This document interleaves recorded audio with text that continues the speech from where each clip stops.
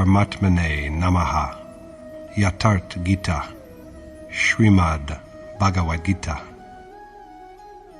Chapter 18. The Yoga of Renunciation. This is the last chapter of the Gita, the first half of which is devoted to the resolution of several questions posed by Arjuna, whereas the latter half is the conclusion which dwells upon the many blessings that flow from this sacred work. Chapter 17 classified and elucidated food, penance, yagya, charity, and faith. In the same context, however, the different forms of renunciation, or sannyas, have yet not been touched upon. What is the motive for whatever man does? Who is the motivator, God or nature? The question was raised earlier, but the present chapter again sheds light on it. Likewise, the subject of the quadratype, or four-part division of men, was broached earlier, but the present chapter again takes it up and closely analyzes its character within the framework of nature. Then, at the end, numerous advantages that ensue from the Gita are illuminated. After having listened to Krishna's categorization of various subjects in the previous chapter, Arjuna now also desires to be enlightened on the different forms of renunciation, sannyas, and relinquishment, tyag.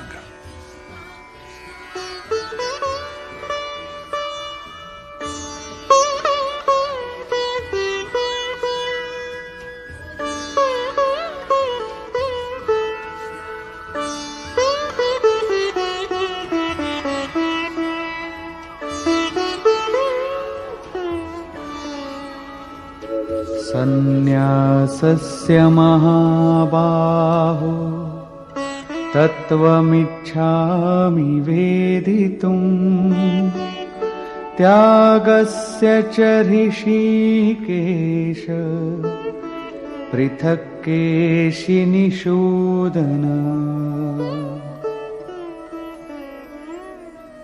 Arjuna said, O the mighty-armed, O Rishikesh, master of the senses and slayer of demons, I am curious to learn the principles of relinquishment and of renunciation. Total abandonment is renunciation, a state in which even will and merits of action cease to be, and prior to which there is only endless giving up of attachment for fulfillment of the spiritual quest. There are two questions here. Arjuna wants to know the essence of renunciation as well as the essence of relinquishment. Thereupon, Yogeshwar Krishna says,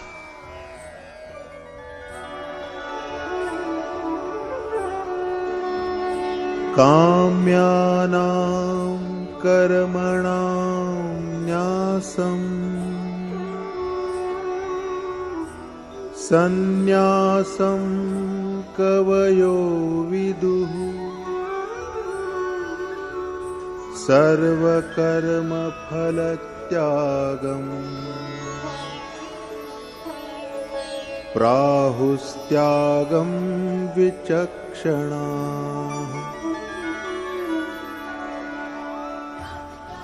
The Lord said, whereas numerous scholars use renunciation for the giving up of coveted deeds, many others of mature judgment use relinquishment to name the abnegation of the fruits of all action.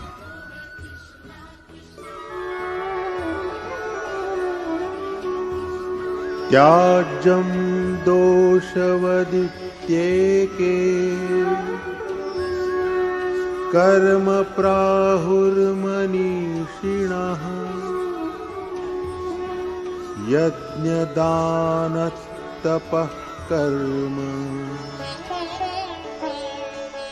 na tyajamiti chapare.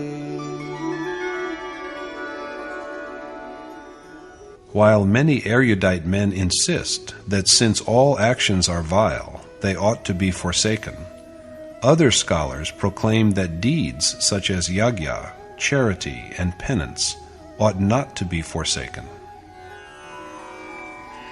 After thus submitting varied opinions on the problem, the Yogeshwar advances his own definitive view.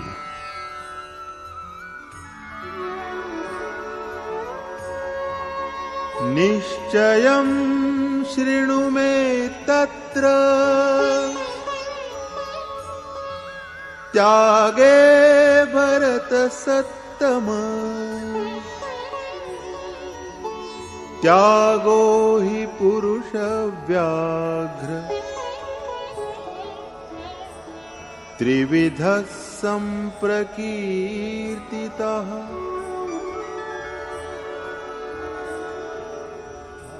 Listen, O the best of Bharat, Arjuna, to my notion of renunciation, and of how, O you, the unmatched among men, this renunciation is said to be of three kinds.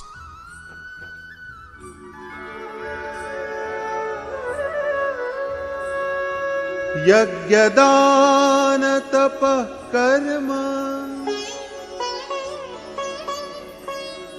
न त्याज्यं कार्यमेव तत् यज्ञोदानं तपश्चैव पावनानि मनीषिणाम्.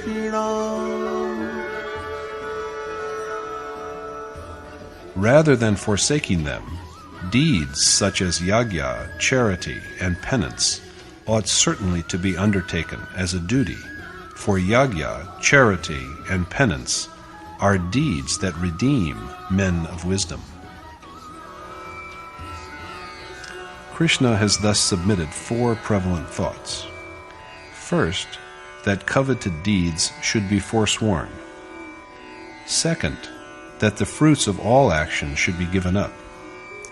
Third, that all actions should be relinquished, for they are all blemished. And fourth, that it is wrong to forego yagya, charity, and penance. Expressing his accord with one of these thoughts, Krishna says that it is also his conclusive view that yagya, charity, and penance are not to be forsaken.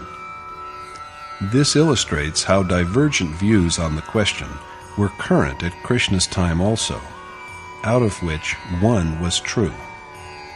Even today, there are many views. When a sage makes his advent or arrival in the world, he isolates and puts forward that which is the most salutary among the many varying doctrines. All great souls have done this, and Krishna has done the same. Instead of advocating a new way, he only supports and expounds that which is true among many accepted views.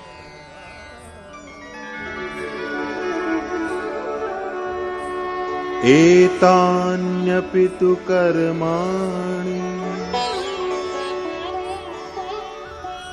संगं त्यक्त्वा फलानि च कर्तव्यानीति मे पार्थ निश्चितं मतमुत्तमम्. It is my considered belief, O Parth, that these deeds, as also all others, ought certainly to be accomplished after forsaking attachment and desire for the fruits of labor. Replying to Arjuna's question, Krishna then examines relinquishment.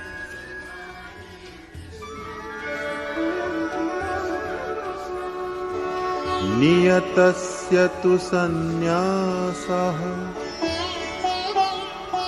कर्मणो नोपपद्यते मोहात् तस्य परित्यागः तामसः परिकीर्तितः. And, since the requisite action ought not to be abandoned, forsaking it out of some misconception is deemed as renunciation of the nature of ignorance, tamas. According to Krishna, the ordained essential action is only one, the performance of yajna. The Yogeshwar has reverted to and stressed the ordained mode time and again, lest the seeker should deviate from the right path. And now he declares that it is improper to abandon this ordained action. Forsaking such action out of some delusion is thus said to be relinquishment of the diabolical kind, that is, of the nature of tamas. The deed that ought to be done and the ordained action are the same, and giving it up out of involvement in objects of sensual pleasure is morally improper. The man who abandons such action is doomed to rebirth in low forms, for he has suppressed the impulse for divine adoration. Krishna next speaks about relinquishment that is tainted by passion and moral blindness, that is of the nature of rajas.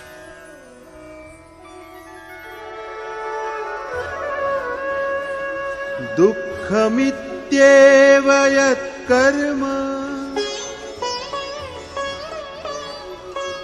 kaya klesha bhayatyaje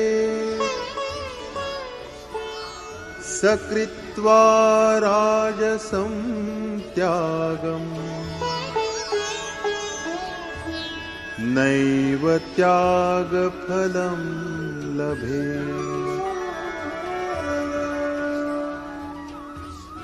He who rashly forgoes action under the assumption that all of it is grievous, or out of fear of physical suffering, is deprived of the merits of his relinquishment. One who is incapable of worship and who casts off action because of his apprehension of physical pain is reckless and morally in error, and his relinquishment of the nature of passion or rajas fails to bring him the ultimate repose of mind that should be the end of relinquishment.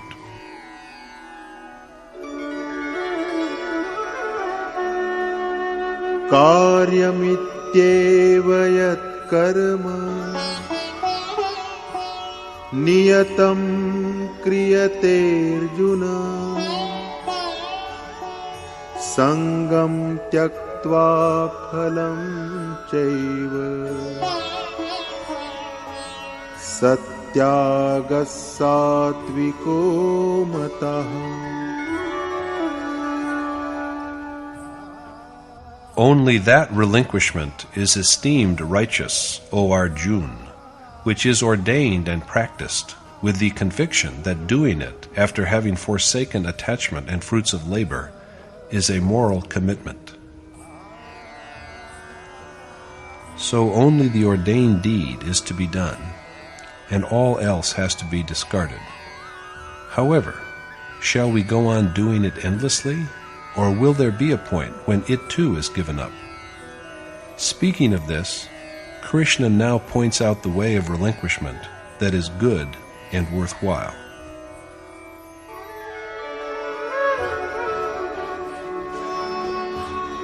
Nadveshta kushalam karma kushalena anushajjate tyagi sattva samavishto medhavi chinna samshayah. Gifted with flawless moral excellence and freedom from doubt, one who neither abhors deeds that are unpropitious, nor is enamored of those that are propitious, is wise and self-denying. Only the action prescribed by Scripture is auspicious, and all that is opposed to it is mere bondage of this mortal world, and therefore inauspicious. The person of equanimity, who neither loathes what is inauspicious, nor is attached to that which is auspicious, because for such a person, even that which had to be done has at last come to an end, is imbued with righteousness, emancipated from doubt, and discerning. So such a person is enabled to disown all. This total relinquishment, coming along with accomplishment, is renunciation. Is there, we might be tempted to ask, any easier way? Krishna categorically denies the possibility.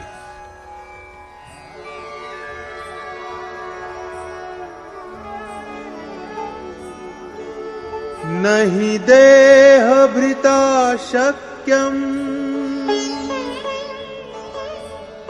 त्यक्तुं कर्माण्यशेषतः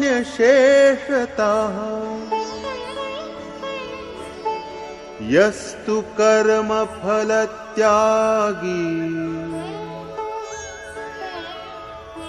स त्यागीत्यभिधीयते.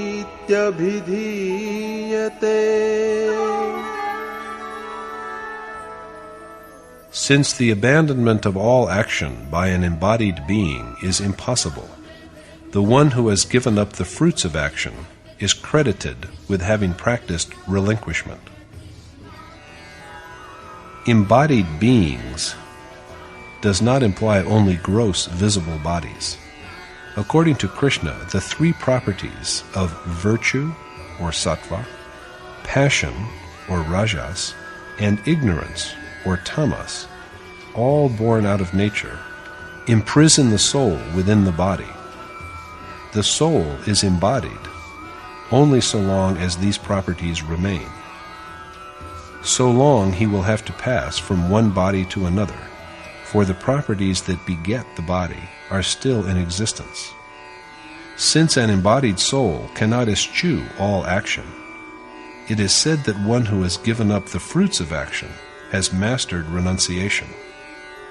Hence it is that it is imperative to do the prescribed deed and renounce its fruits, so long as the properties that make the body remain. If, on the other hand, actions are undertaken with some desire or the other, they do bear fruits.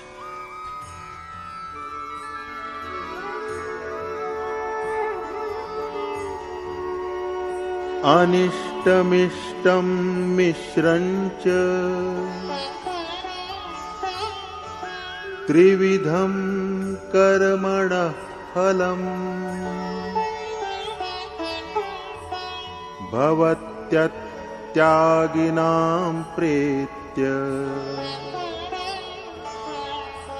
न तु सन्न्यासिनां क्वचित्.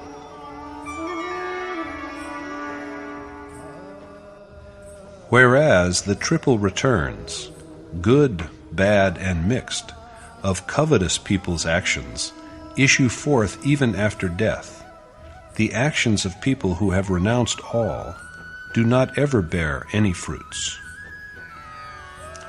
The deeds of avaricious persons produce consequences that arise even after death. These consequences indeed persist through endless births. But the actions of persons who have relinquished all, of true sannyasi, so called because they have given up all their possessions, do not bear fruits at any time. This is complete renunciation, the highest stage of spiritual seeking.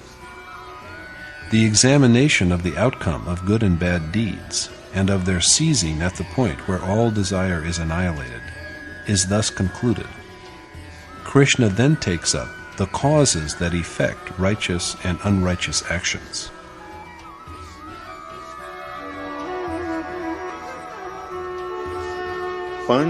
Panchaitani mahabaho karanani nibodha me Sankhye kritante proktani siddhaye sarva karmanam. Learn well from me, O the mighty-armed Arjuna, the 5 principles that Sankhya acknowledges as accomplishers of all action.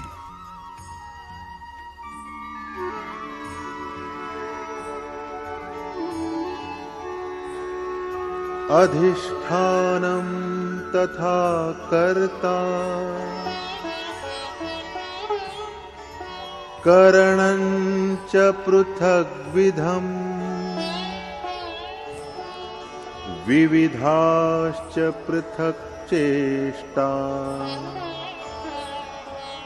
दैवं चैवात्र पञ्चमम्।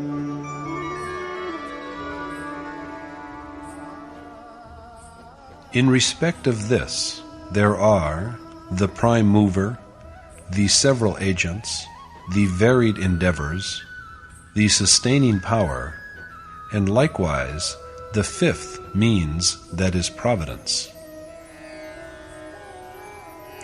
The mind is the doer. Virtuous and evil inclinations are the agents. Performance of righteous action demands a predisposition to discernment, non-attachment, tranquility, self-restraint, sacrifice, and constant meditation. But lust, anger, infatuation, aversion, and avarice are the agents that effect unrighteous deeds. There are then the manifold efforts, the endless desires, and the means. That aspiration begins to be fulfilled which is supported by means. And last of all, there is the fifth principle, providence or sanskar, the outcome of all that has happened to the soul in the past. This is borne out by Krishna.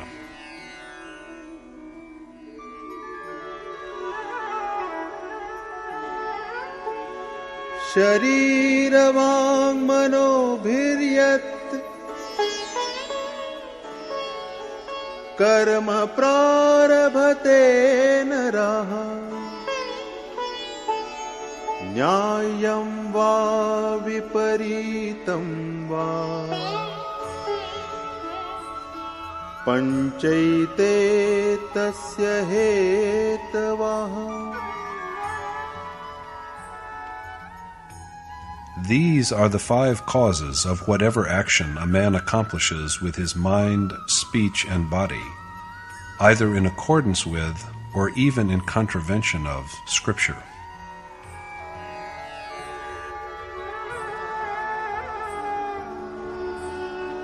Tatraivam sati kartaram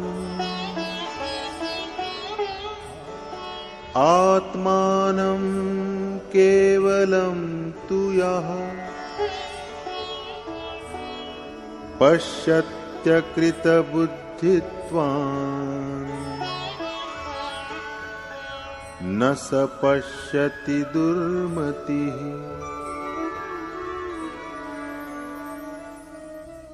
Despite this, however, he who out of his immature judgment views the consummate, detached self as the doer, is dull-minded, and he sees not.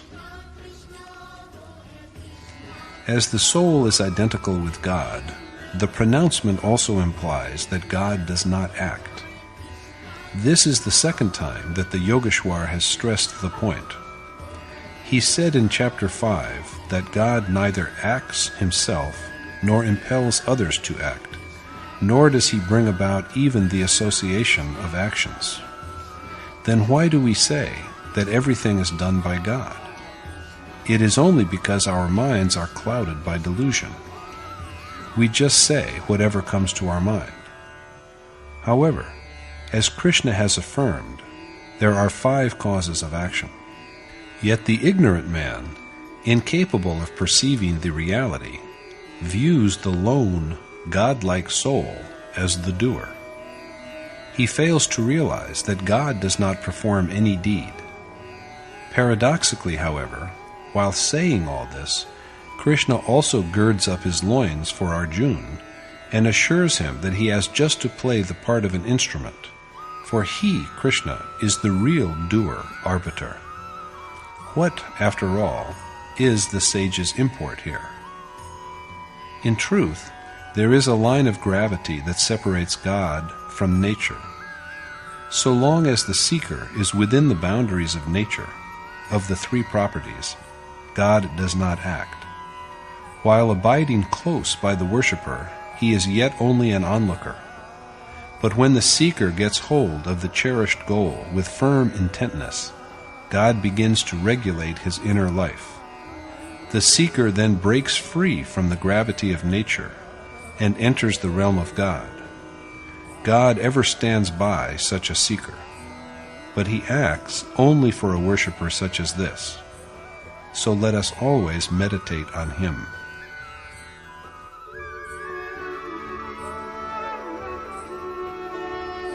यस्य नाहं कृतो भावो बुद्धिर्यस्य न लिप्यते हत्वापि स इमान् लोकान् न हन्ति न निबध्यते.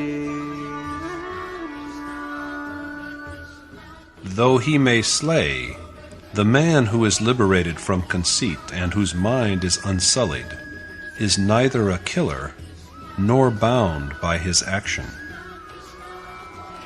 Rather than granting license to kill without any fear, this verse signifies that the truly liberated person acts as a mere instrument of the Supreme Spirit. Such a person may sometimes be compelled to do even violent and awesome deeds, like Arjuna, but he undertakes them in a wholly detached and selfless spirit, as well as with the conviction that doing them is his bounden duty.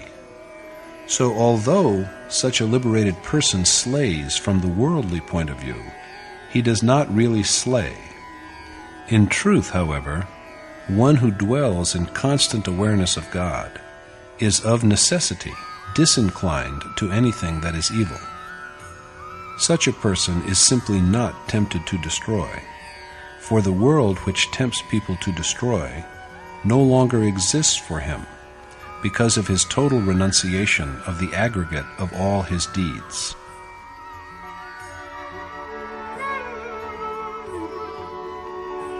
Jnanam gyeyam parigyata trividha karma chodana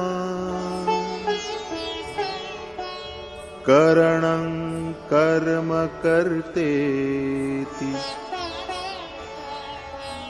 trividha karma sangraha.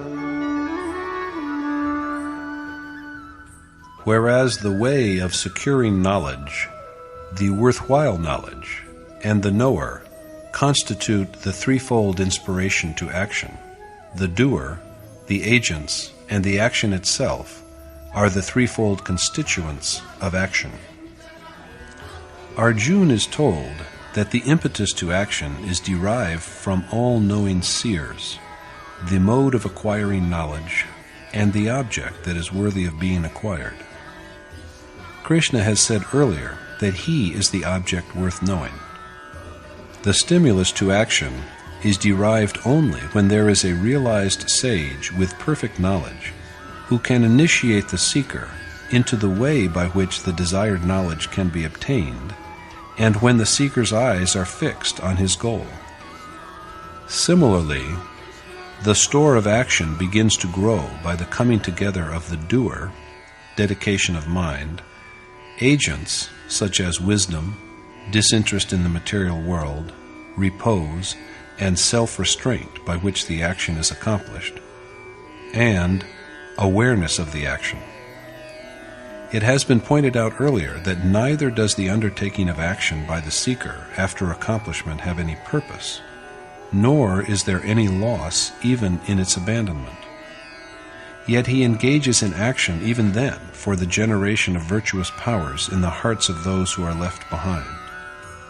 This is effected by the confluence of the doer, the agents, and the action itself.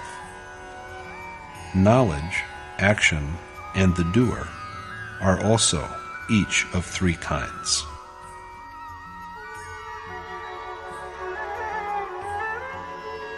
Jnanam karma cha karta cha त्रिधैव गुणभेदतः प्रोच्यते गुणसंख्यानि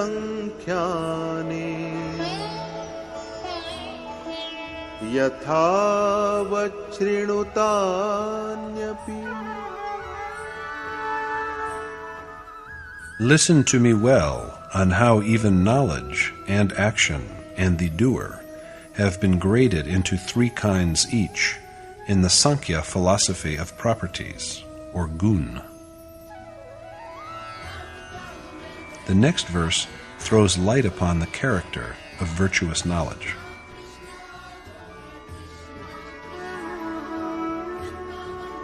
सर्वभूतेषु येनैकम् भावमव्ययमीक्षते अविभक्तं विभक्तेषु तद्ज्ञानं विद्धि सात्विकम्. O Arjuna, you should know that knowledge as immaculate, sattvic, by which one perceives the reality of the indestructible God as an undivided entity in all divided beings. Such knowledge is direct perception, with which the properties of nature come to an end. It marks the culmination of awareness. Let us now see knowledge of the second kind, or rajas.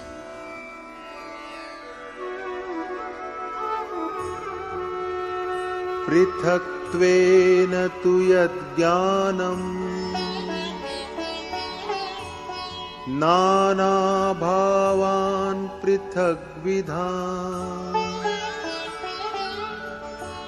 वेत्ति सर्वेषु भूतेषु तज्ज्ञानं विद्धि राजसम्.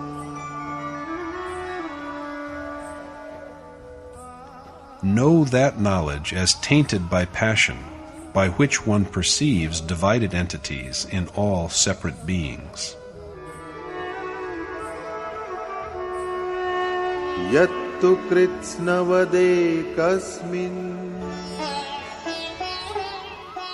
कार्ये सक्तमहैतुकम् अतत्त्वार्थवदल्पञ्च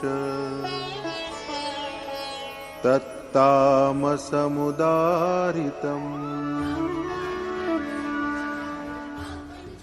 And know that knowledge as besmirched by ignorance, or tamas, which adheres to the body alone, as if it were the whole truth, and which is irrational, unfounded on truth, and petty.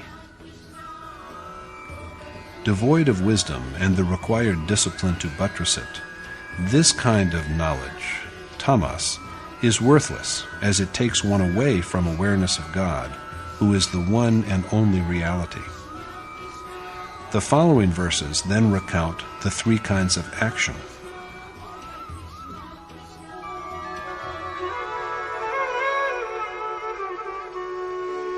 नियतं संगरहितम् अरागद्वेषतः कृतम् अफलप्रेप्सुना कर्म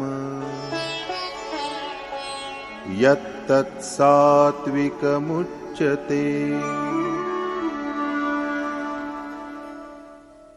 That action is said to be immaculate, which is ordained and embarked on with detachment by one who is free from infatuation as well as loathing, and who does not aspire to any reward. The ordained action is none other than worship and meditation that lead the soul to God.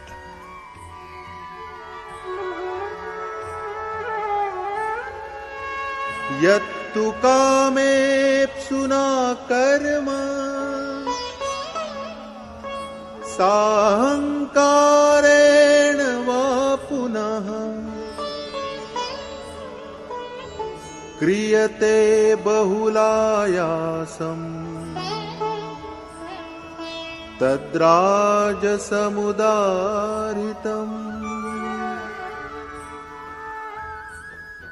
And that action is said to be of the nature of passion, which is strenuous and entered upon by one who covets rewards and is egotistic. This seeker also performs the ordained action, but what a great difference is made by the fact that he is desirous of rewards and possessed of vanity. So the action undertaken by him is of the character of moral blindness.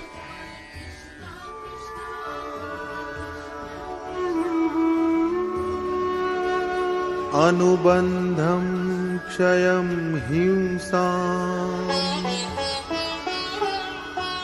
अनवेक्ष्य च पौरुषम्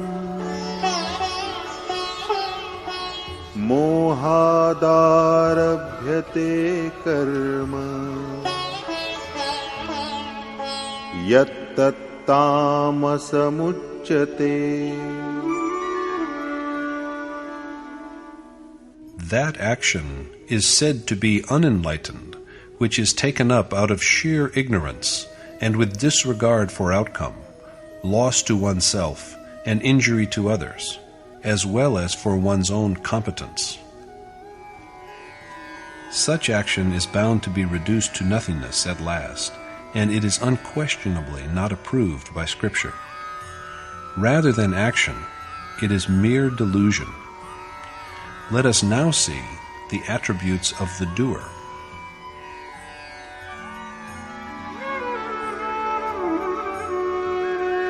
मुक्तसङ्गो नहं वादी धृत्युत्साहसमन्वितः सिद्ध्यसिद्ध्योर्निर्विकारः कर्ता सात्विक उच्यते. That doer is said to be of immaculate nature, who is free from attachment, who does not indulge in arrogant speech, and who is endowed with patience and vigor, as well as unswayed by success and failure. These are the attributes of the righteous doer, and the action he undertakes is, of course, the same ordained action.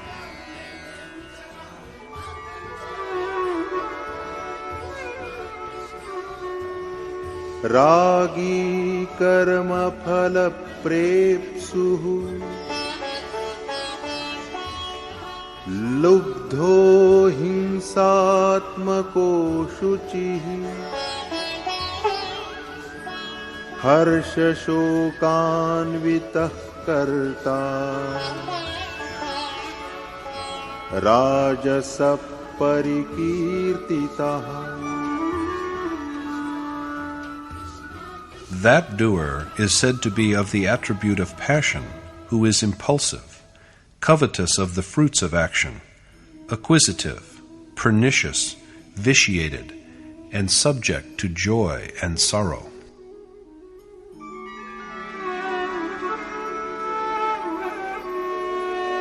अयुक्तः प्राकृतः स्तब्धः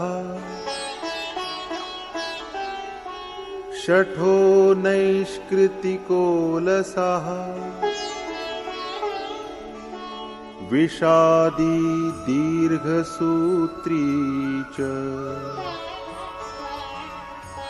कर्ता तामस उच्यते. That doer is said to be of the attribute of ignorance, who is fickle, uncouth, vain, devious, spiteful, dispirited, lazy, and procrastinating.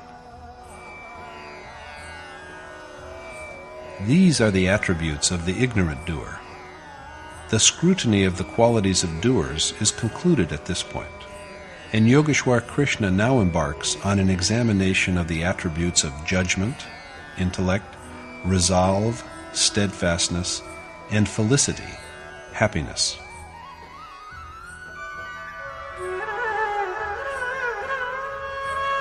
बुद्धेर्भेदं धृतेश्चैव गुणतस्त्रिविधं शृणु प्रोच्यमानमशेषेण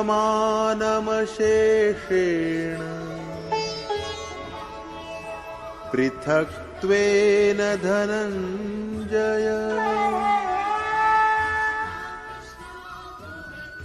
Listen to me too, O Dhananjay, Arjuna, on the threefold classification according to the properties of nature, as I make them exhaustively and respectively, of intellect, steadfastness, and happiness.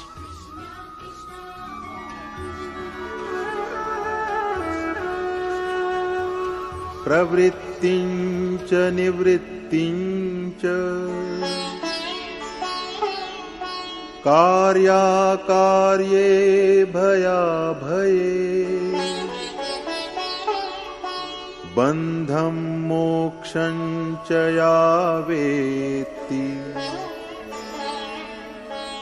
बुद्धिः सा पार्थ सात्विकी.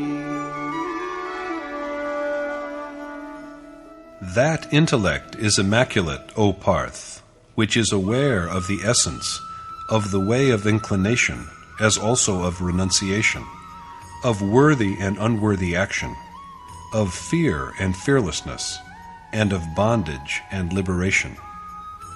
In other words, the righteous, morally good intellect is that which is aware of the distinction between the way that leads to God and the way to recurrent birth and death.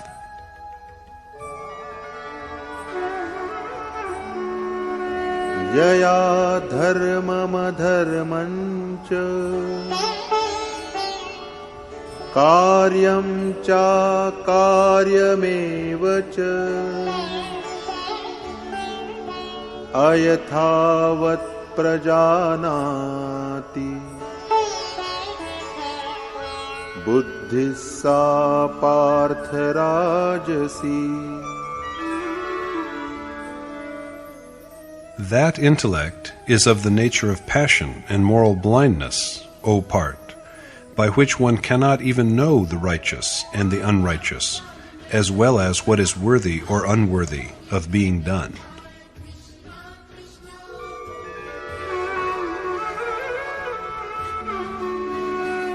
अधर्मं धर्ममिति या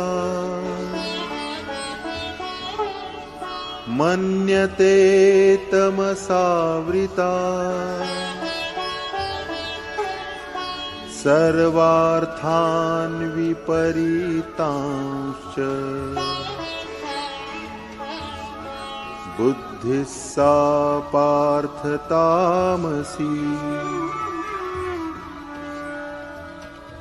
That intellect is of the nature of ignorance, O Parth, which is enveloped in darkness, and which apprehends the sinful as virtuous, and views everything in a distorted way.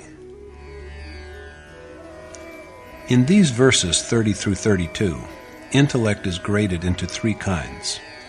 The intellect which is well aware of the action that has to be engaged in, and the action that has to be shunned, as well as of that which is fit or unfit to be done, is characterized by moral excellence. The intellect which has only a dim perception of the righteous and the unrighteous action, and which does not know the truth, is dominated by passion. The perverse intellect that deems the sinful as virtuous, the destructible as eternal, and the inauspicious as auspicious, is shrouded in the gloom of ignorance. The discussion of intellect is concluded here, and Krishna next takes up the three kinds of steadfastness.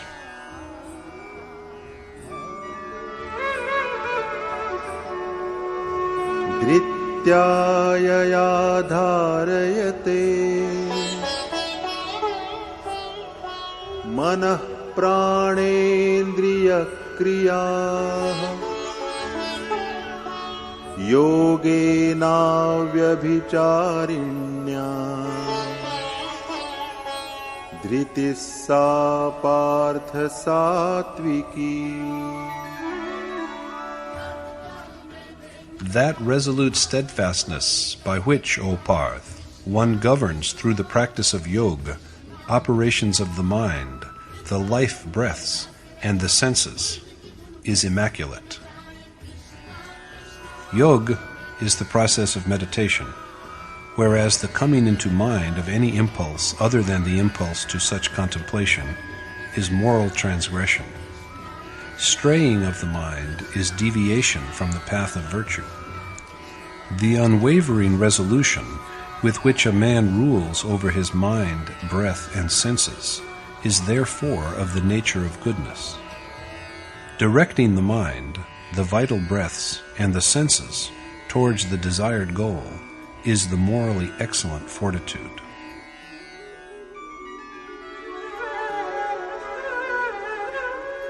यया तु धर्म कामार्थान् धृत्या धारयतेऽर्जुन प्रसंगेन फलाकांक्षी धृतिः सा पार्थ राजसी. That steadfastness, O Parth, by which the avaricious man holds fast and acquisitively to obligations, wealth, and pleasure, is of the nature of passion and moral blindness. Firmness of will in this case is concerned primarily with the discharging of one's worldly duties, acquisition of wealth, and sensual pleasure, the three primary objects of material life, rather than with final liberation.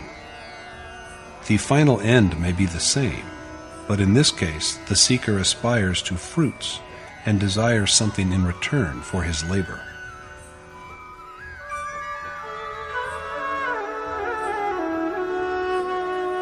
यया स्वप्नं भयं शोकं विषादं मदमेव च न विमुञ्चति दुर्मेधा धृतिः सा पार्थ तामसी. And that steadfastness, O Parth, by which the evil-minded man declines to forsake sloth, fear, worry, grief, and also arrogance, is of the nature of ignorance. Next, Krishna considers the three types of happiness.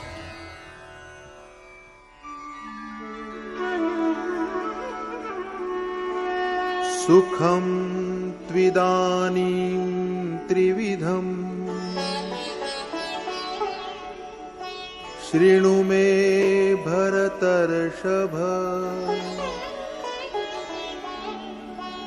अभ्यासाद्रमते यत्र दुःखान्तं च निगच्छति. Now listen to me, O the best of Bharat, Arjuna, on how even happiness, which one comes to dwell in by practice, and thus achieve the cessation of griefs, is also of three kinds. This happiness is that which the seeker attains to by spiritual discipline. He achieves it by concentrating his mind on the cherished goal, and this happiness is therefore a destroyer of griefs.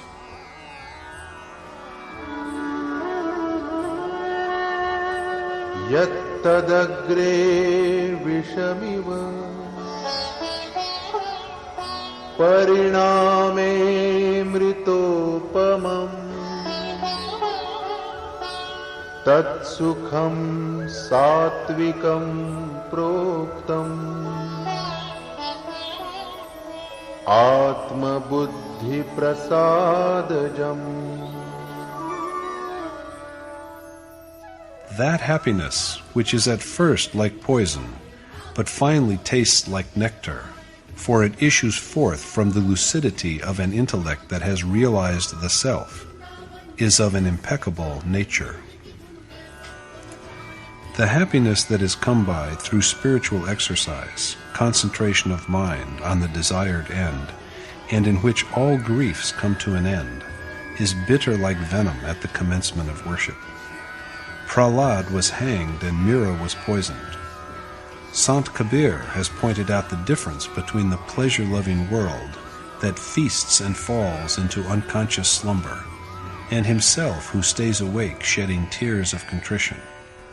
But although this happiness is like poison at the outset, at the end it is like nectar that confers the substance of immortality. Such happiness, born out of a clear understanding of the self, is said to be pure.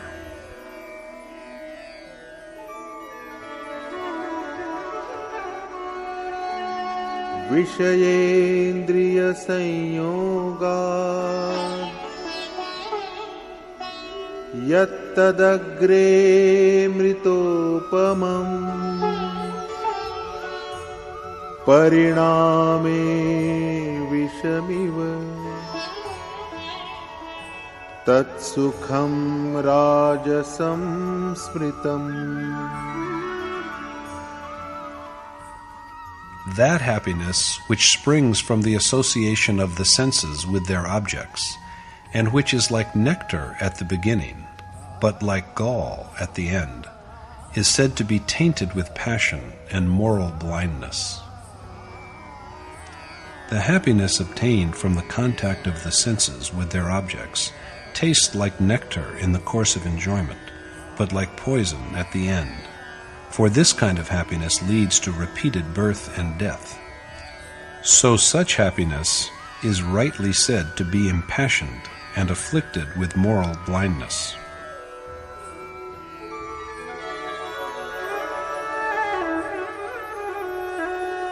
Yadagre chanubandhe cha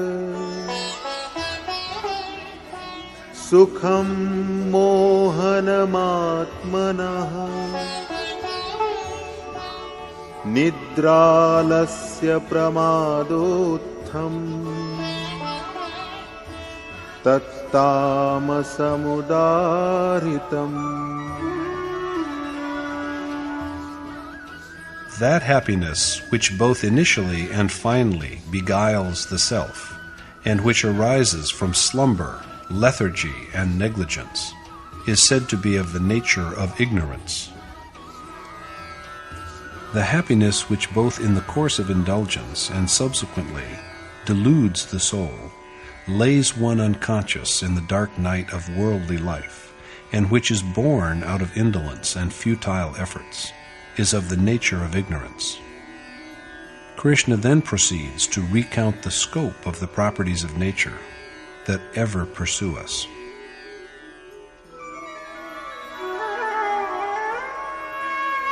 Na tadasti prithivyam va divi deveshu va punah sattvam prakriti jair muktam yadebhisyat tribhir gunai.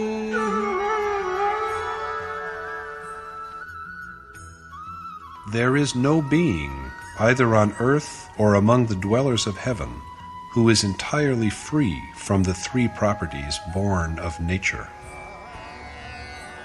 All beings, right from Brahma at the top to worms and insects at the lowest, are transient, mortal, and under the sway of the three properties, sattva, rajas, and tamas. Even heavenly beings, including the various external gods, are subject to the malady of these properties. Here, Yogeshwar Krishna has taken up the subject of external gods for the fourth time. That is, gods were spoken of in chapters 7, 9, and 17. All the statements so far made by Krishna imply that the gods are influenced by the three properties of nature. Those who worship such gods, in reality, worship that which is perishable and impermanent. In the third section of Srimad Bhagavat, while describing the meeting of 9 Yogeshwars with the exalted sage Shukra, during the discourses, the sage Shukra said that for love between male and female, the Lord Shankar and his consort Parvati, for sound health, the Ashwani Kumars, the celestial physician twins, for victory, the Lord Indra, Lord God of heaven, and for material riches, Kuber, God protector of wealth. These external gods are to be worshipped. Similarly, talking of various desires at the end, he gave the verdict that for fulfillment of all desires and for salvation, one shall worship the Lord Narayan alone. Therefore, one shall remember and call to mind the Omnipresent One, and for such accomplishment, the only available means is to take refuge in an accomplished teacher, asking sincere questions and rendering service. The devilish and divine treasures are 2 traits of the inner realm, out of which the divine treasures enable one to have the great vision of the Supreme Being. Hence, they are called divine, but yet are within the influence of the 3 properties of nature. When the 3 properties of nature are pacified, the seeker also shall experience that absolute peace within. After this, that immortal yogi shall have no more duties left to perform. The question of the organization of men into 4 classes, or varna, that was initiated much earlier, is now reintroduced. Is one's class determined by birth, or is it the name of the inner ability gained from one's action?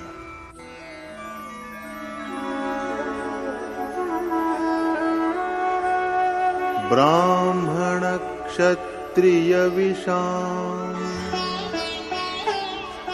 Shudranam cha parantapa Karmani pravibhaktani Swabhava prabhavair gunai. The duties of Brahman, Kshatriya, Vaishya, as also of Shudra, are determined by properties that are born out of their nature. If a man's nature is made up of the property of goodness, there is inner purity along with the ability to meditate and worship. If the dominating property is that of ignorance, lethargy, sleep, and insanity are the outcome, and the attempted action is at their level. The capacity of one's natural property is his varna, his character. Similarly, a partial combination of goodness and passion constitute the Kshatriya class, whereas a partial combination of the property of ignorance and that of passion constitutes the Vaishya class. This is the 4th time when Yogeshwar Krishna has taken up the issue. He named Kshatriya in chapter 2 and said that there is nothing more propitious for a Kshatriya than a righteous war, in verse 31. In chapter 3, he said that although inferior in merit, one's own natural calling, Dharma, is the best, and even meeting with death while upholding it results in good, whereas an obligation or duty other than one's own, even though well observed, generates nothing but fear and dread, in verse 35. In chapter 4, then, he indicated that he is the creator of the 4 classes, in verse 13. Does he mean by this that he has divided men into 4 rigid castes determined by birth? His answer to the question is an emphatic no, and he asserts that he has but divided action into 4 categories according to their inherent properties. The innate property of a being or object is a measure, a yardstick, so the division of mankind into 4 varna is only a division of the one and same action into 4 stages according to the motivating properties. In Krishna's words, action is the mode of attaining to the one inexpressible God. The conduct that takes one to God is worship, which commences in faith in the desired end. So meditation on the Supreme Being is the one true action that Krishna has divided into 4 steps in his system of Varn. Now, how are we to know to which property and stage we belong? This is what Krishna turns to in the following verses.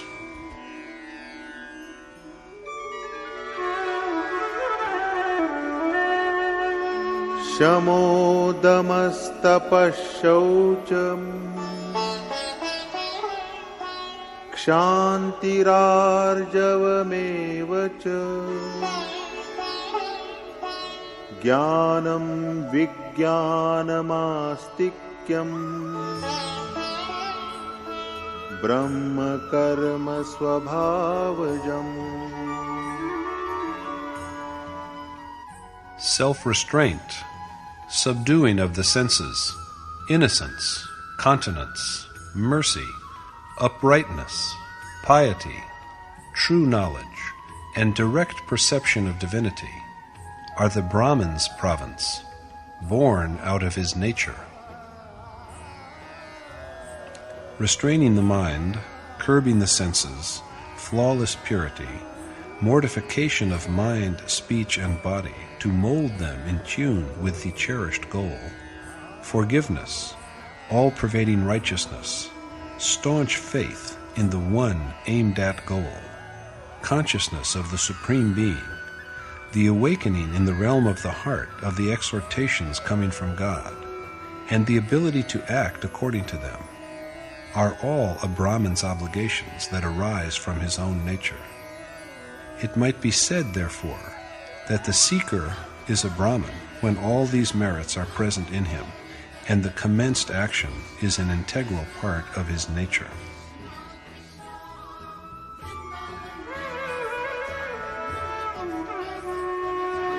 Shauryam tejo dhritirdaaksham yuddhe chapyapalayanam danamishvara bhavascha kshatram karma swabhavajam. Valor, majesty, dexterity, unwillingness to retreat in battle, charity, and sovereignty are the natural province of a Kshatriya. Bravery, achievement of divine glory, forbearance, competence in meditation, skill in action, disinclination to run away from struggle with the material world, relinquishment of all, and domination of all feelings by a feeling for the Supreme Being. These are all activities born out.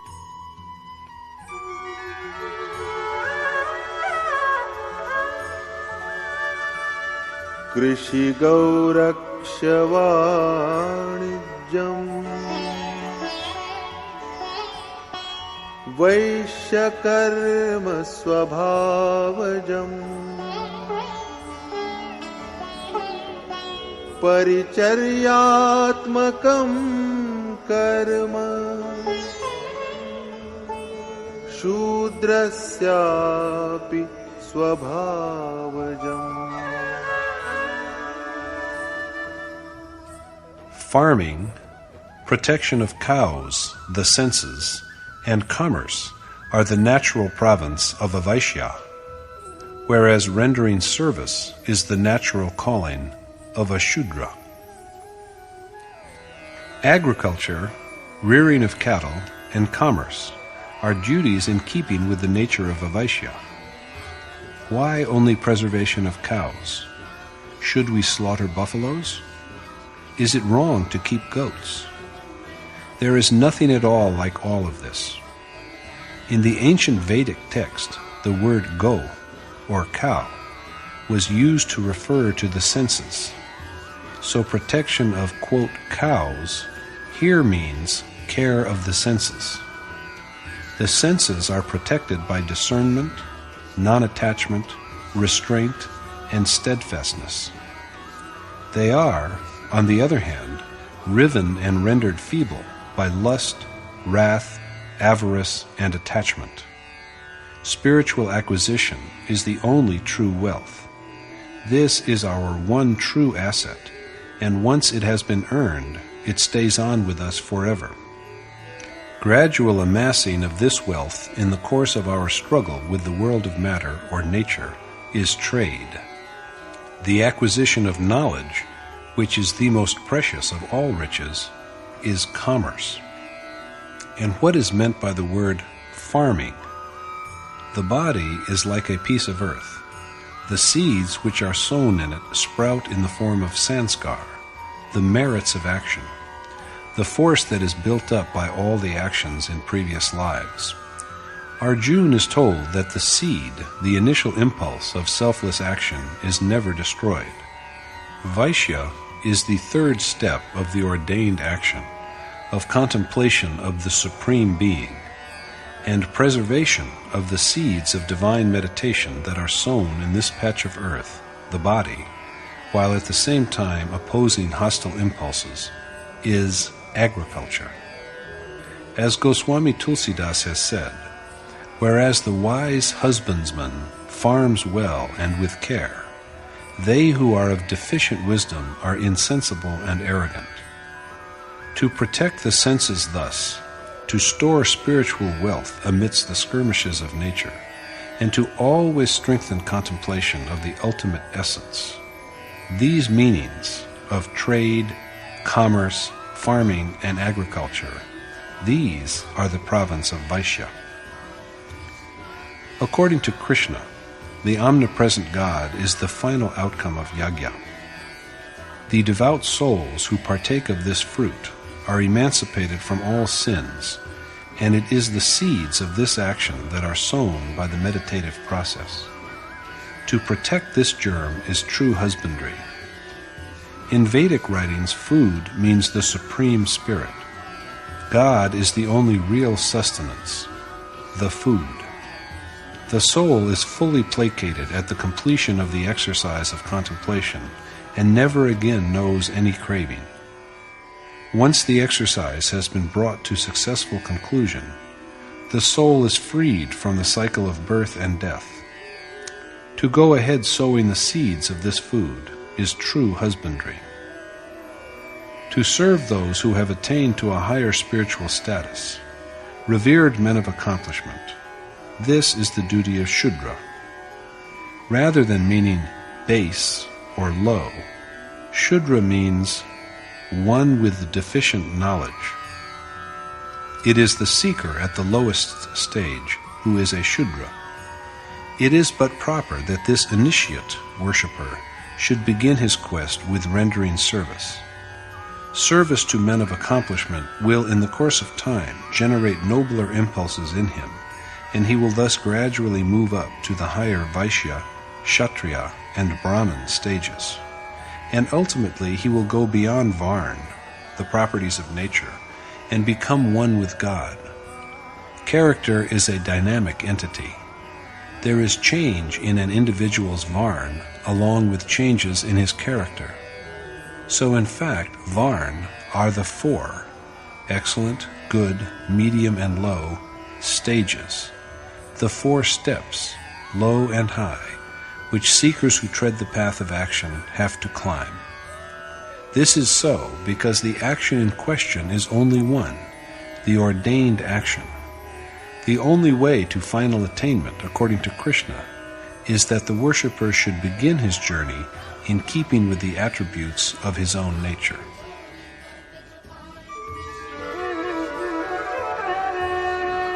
स्वे स्वे कर्मण्यभिरतः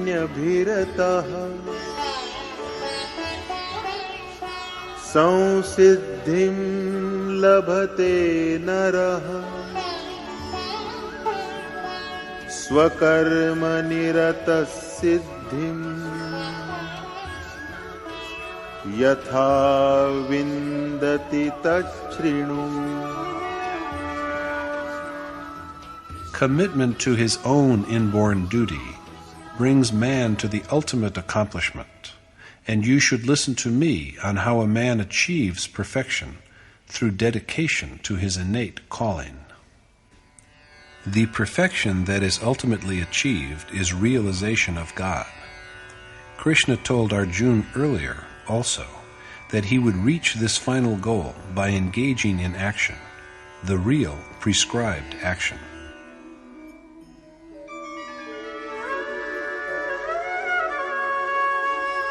यतः प्रवृत्तिर्भूतानां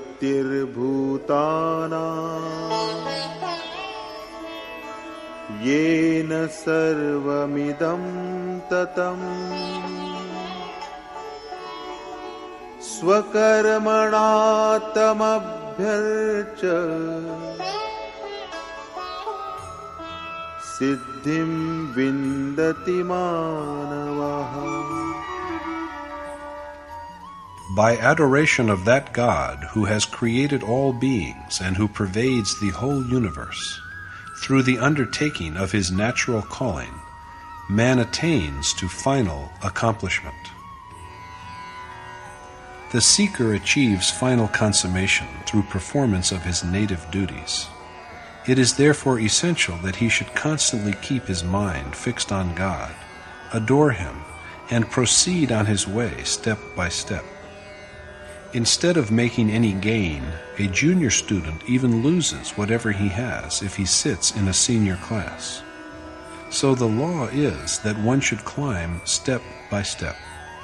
It was said in the 6th verse of this chapter that yagya, charity, and penance ought to be undertaken after abandonment of attachment and the fruits of action. Now, stressing the same point, Krishna says again that even a partially enlightened man ought to begin from the same point, from self-surrender to God.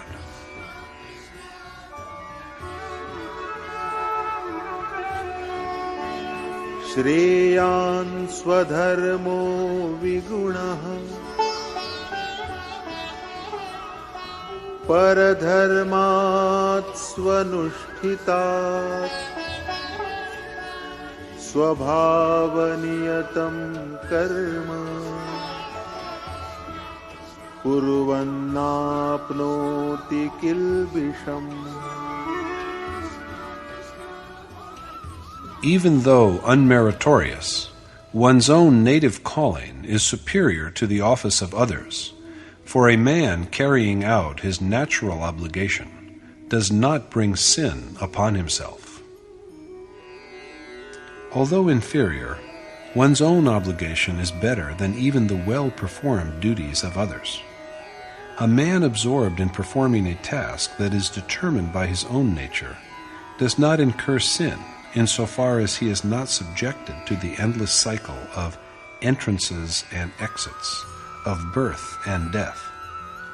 It is quite often that worshippers begin to feel disenchanted with the service they are rendering.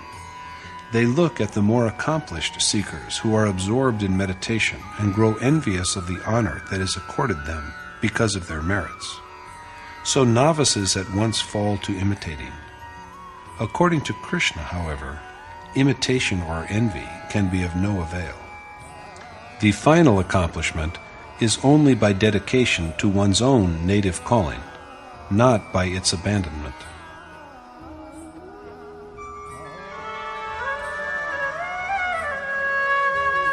सहजं कर्म कौन्तेय सदोषमपि न त्यजेत् सर्वारम्भा हि दोषेण धूमेनाग्निरिवावृताः.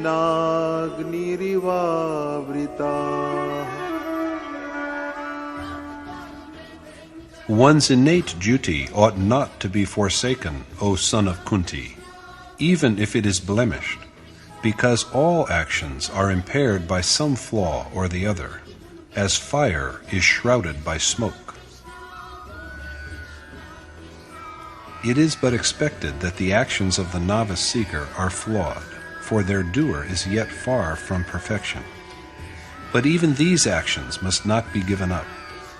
Moreover, there is no action that is unimpeachable, and action has to be undertaken even by one who belongs to the Brahmin class.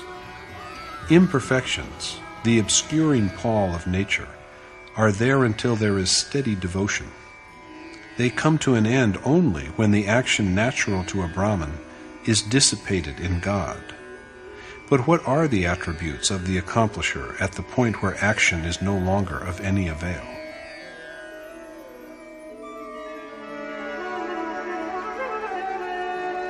asakta buddhis sarvatra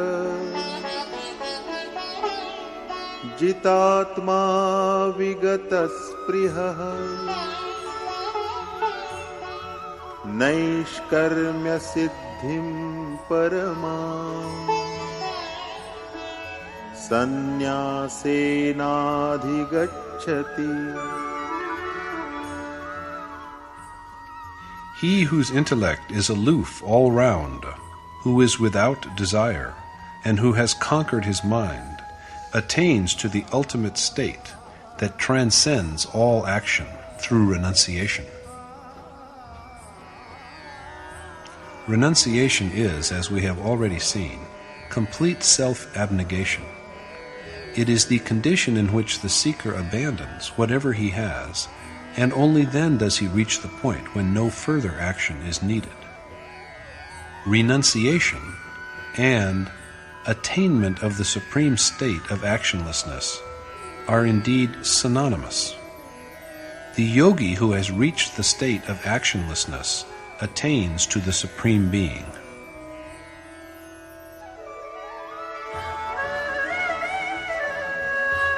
siddhim prapto yatha brahma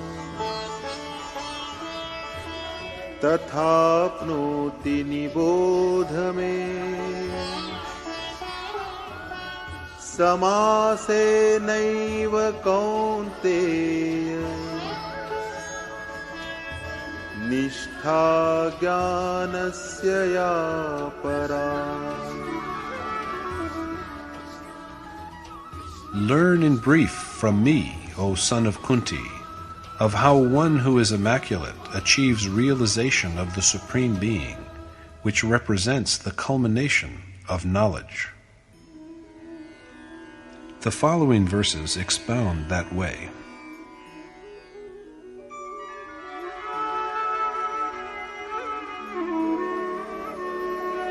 Buddhya vishuddhaya yukto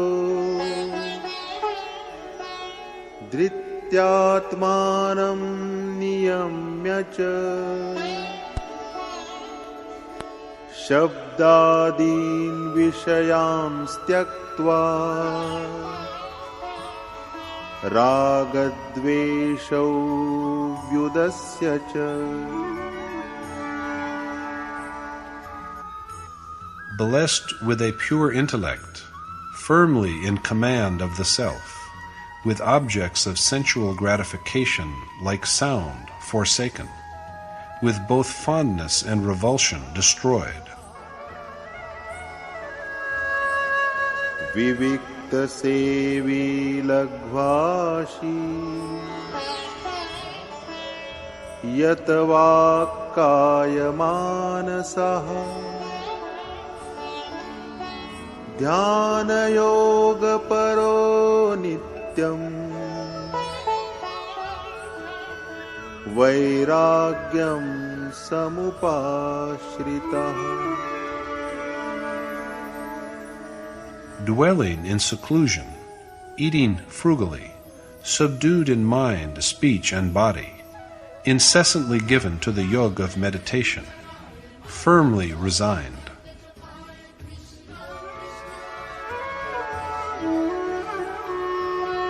Ahankaram balam darpam kamam krodham parigraham विमुच्य निर्ममः शान्तो ब्रह्म भूयाय कल्पते. Giving up conceit, arrogance of power, yearning, ill humor, and acquisitiveness, devoid of attachment, and in possession of a mind at repose, a man is worthy of becoming one with God.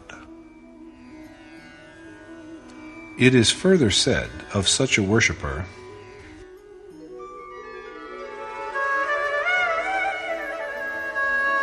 Brahma bhuta prasannatma न शोचति न कांक्षति समः सर्वेषु भूतेषु मद्भक्तिं लभते पराम्.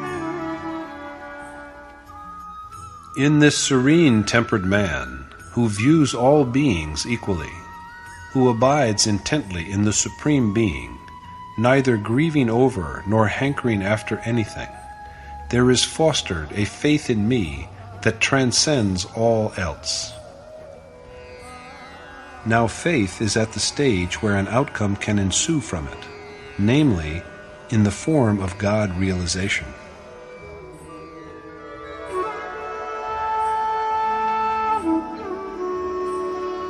Bhaktya mam abhijanati yavanyascha,smi tattvataha tato mam tattvato gyatva vishate tadanantaram. Through his transcendental faith, he knows my essence well, what my reach is, and having thus known my essence, he is at once united with me. The Supreme Being is perceived at the moment of attainment, and no sooner has this perception come about than the worshipper finds his own soul blessed with the attributes of God himself, that his soul is, like God, indestructible, immortal, eternal, ineffable, and universal. When the maladies of vanity, brute power, lust, wrath, arrogance, and infatuation that force one down into the ravines of nature are rendered feeble, and virtues such as discernment, non-attachment, self-restraint, firmness of will, abiding in solitude, and meditation that lead one to God are fully developed and active, the seeker is equipped to be united with the Supreme Being.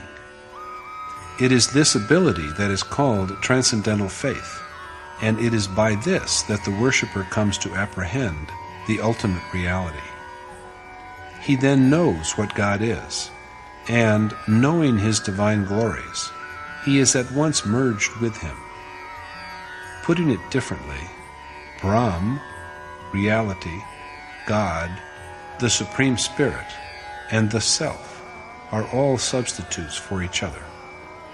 Knowing any one of them, we come to know them all. This is the final accomplishment, the final liberation, the final goal. So the Gita is unambiguous in its view that in both the way of knowledge or discernment, or the way of renunciation, and the way of selfless action, the ordained deed, meditation, has to be entered upon and accomplished for the attainment of the supreme state of actionlessness. The importance of worship and meditation for the worshipper who has renounced all has been stressed so far. And now, by introducing the idea of devotion, the same is said for the yogi who undertakes selfless action.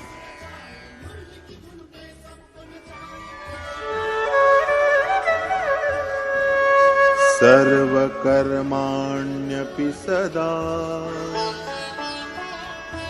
कुर्वाणो मद्व्यपाश्रयः मत्प्रसादादवाप्नोति शाश्वतं पदमव्ययम्. Although engaged in action wholeheartedly, one who finds refuge in me achieves the everlasting, indestructible, final bliss. The deed to be performed is the same, the ordained action, the exercise of yajna, and to gain it, there must be self-surrender.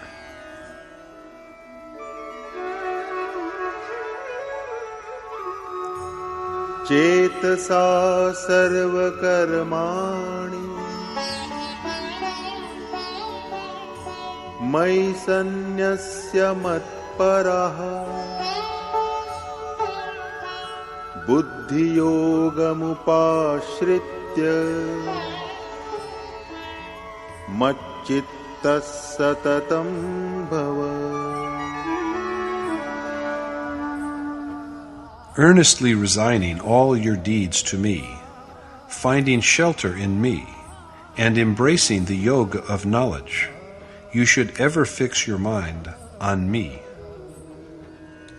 Arjuna is counseled to sincerely yield all his actions, whatever he is capable of doing, to Krishna, to rest in his mercy rather than depend upon his own prowess, to find shelter in Krishna, to adopt the attitude of yoga, and always bring his mind to bear on him. Yoga means completion, unity, that which brings griefs to an end and provides access to God. Its mode also is a unity, the exercise of yajna, which is founded on restraint of the attaching impulses of the mind and senses, the regulation of the incoming and outgoing breath, and on meditation. Its outcome, finally, also is a unity with the eternal God. This is further elaborated in the next verse.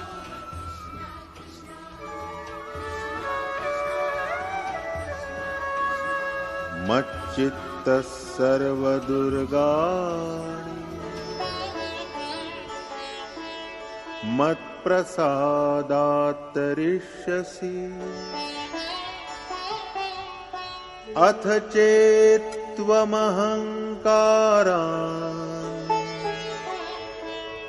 न श्रोष्यसि विनङ्क्ष्यसि.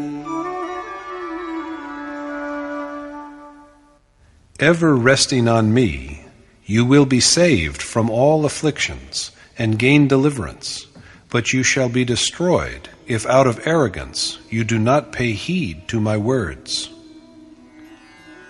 Thus, always focusing his mind on Krishna, Arjuna will conquer the citadels of the mind and the senses. As Goswami Tulsidas has put it, even celestial beings seated at the portals of these forts obstinately keep the shutters ajar as the breezes of carnal pleasure blow in. The mind and the senses at the core are the impregnable redoubts, but Arjuna can storm them by aiming his thoughts at God alone.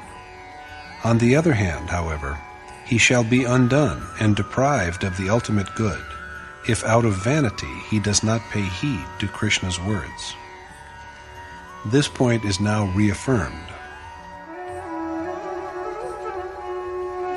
यदहङ्कारमाश्रित्य न योत्स्य इति मन्यसे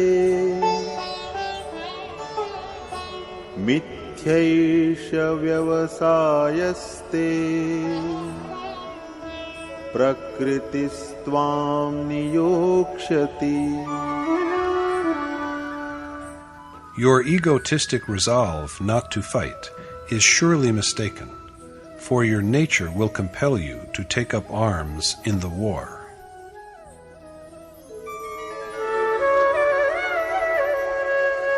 स्वभावजेन कौन्तेय निबद्धस्वेन कर्मणा कर्तुं नेच्छसि यन्मोहात् करिष्यस्य वशोऽपि तत्. Bound by your natural calling, even against your resolve, O son of Kunti, you will have to undertake the deed you are reluctant to do because of your self-deception. Arjuna's innate disinclination to retreat from the battle with nature will compel him to set upon the task before him. The subject is concluded with this, and Krishna next speaks on the dwelling of God. ईश्वरः सर्वभूतानां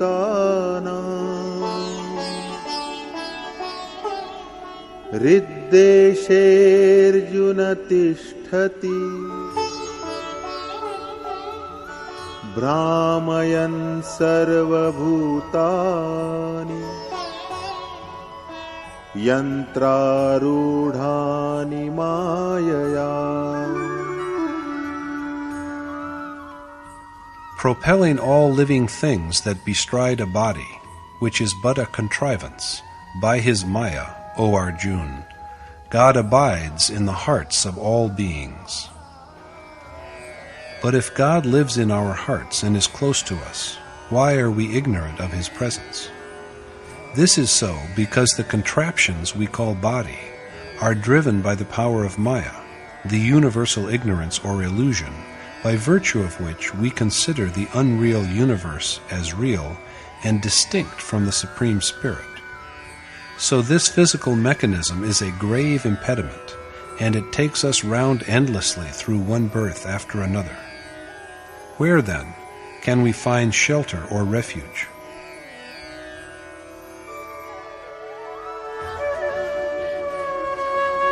तमेव शरणं गच्छ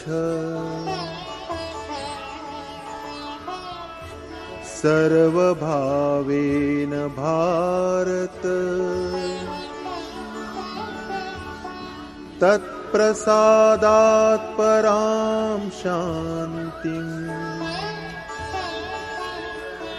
स्थानं प्राप्स्यसि शाश्वतम्. Seek refuge with all your heart, O Bharat Arjuna, in that God by whose grace you will attain to repose and the everlasting, ultimate bliss. So if we have to meditate, we should do it within the realm of the heart. If we know this, and yet seek for God in a temple, mosque, or church, we but waste our time. Notwithstanding this, however, as it was said earlier also, these places of formal worship have their importance for seekers with inadequate awareness. The heart is the true abode of God.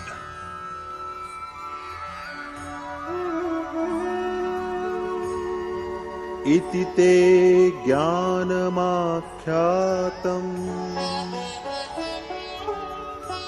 गुह्याद् गुह्यतरं मया विमृश्यैतदशेषेण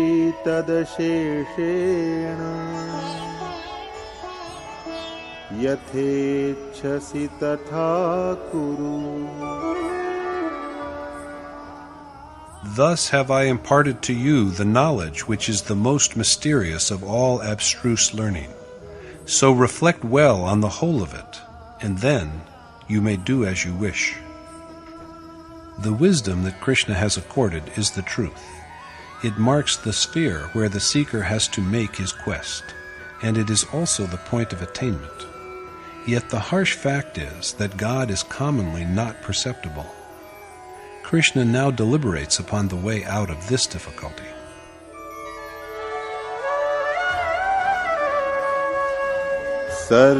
सर्वगुह्यतमं भूयः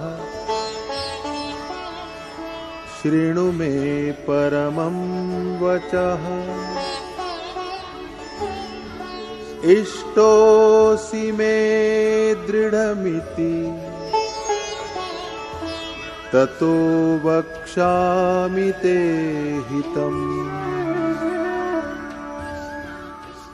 Listen yet again to my most secret words. Indeed, felicitous, that I am going to speak to you because you are the dearest to me. Krishna endeavors once more to enlighten Arjuna.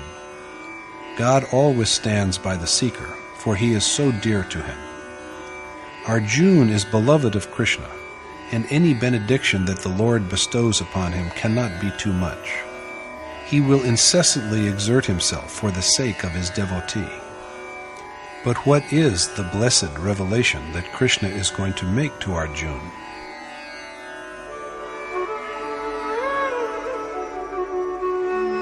मन्मना भव मद्भक्तो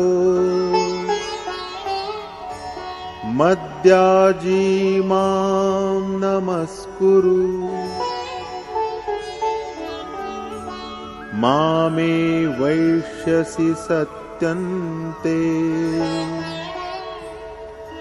प्रतिजाने प्रियोऽसि मे. I give you my sincere pledge, because you are so dear to me, that you must attain to me if you keep me in mind, adore me, worship me, and bow in obeisance to me.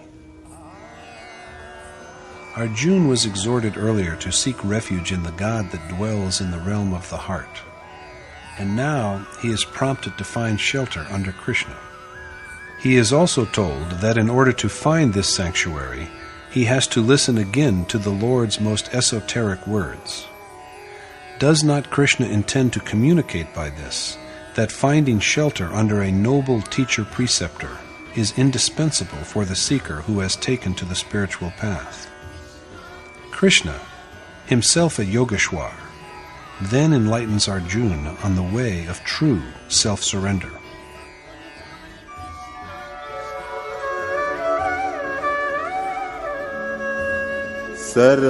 सर्वधर्मान् परित्यज्य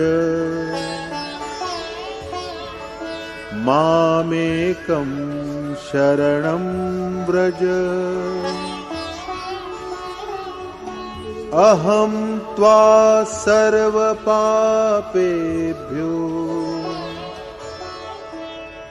मोक्षयिष्यामि मा शुचः. Grieve not, for I shall free you from all sins if you abandon all other obligations and seek refuge in me alone. Arjuna is counseled that he has to rid himself of concern about what category of doer he is, whether Brahmin or Kshatriya or Vaishya or Shudra, and look for shelter under Krishna alone. By doing so, he will be absolved of all iniquities and afflictions. The accomplished teacher-preceptor takes it upon himself to effect the gradual elevation of the pupil to ever more refined spiritual states and his release from all sins, if, instead of worrying about his position on the path of action, the pupil single-mindedly seeks refuge in his mentor and looks up to no one else but his accomplished teacher-preceptor. All sages have said the same. When a holy writing is rendered, it may appear that it is for all, but it is truly secret teaching. Secret undoubtedly because it is permitted only to those who are spiritually equipped to study and profit by it. Arjuna is such a deserving pupil, and so it is that Krishna instructs him so earnestly. Now Krishna himself elaborates the merits of the worthy pupil. Idam te na tapaskaya na bhaktaya kadachana na cha shushrushave vacham न च मां योऽभ्यसूयति. This Gita, which has been articulated for you, must never be made known to one who is bereft of penance, devotion, and of willingness to listen, as also to one who speaks ill of me. Krishna was a realized sage, and along with adorers, he must also have faced some slanderers. The Gita is not for people who speak maliciously of God. But then, to whom should this sacred knowledge be made known?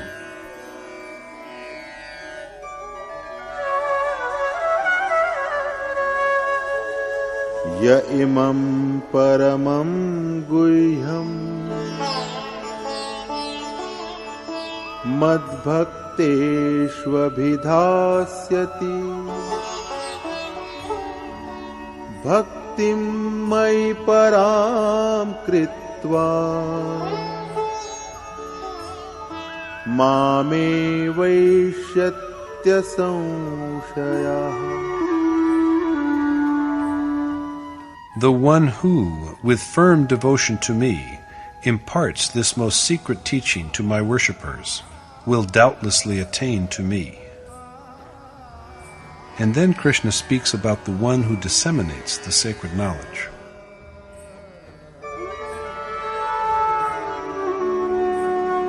Na cha tasman manusyeshu kaschin me priyakrittamah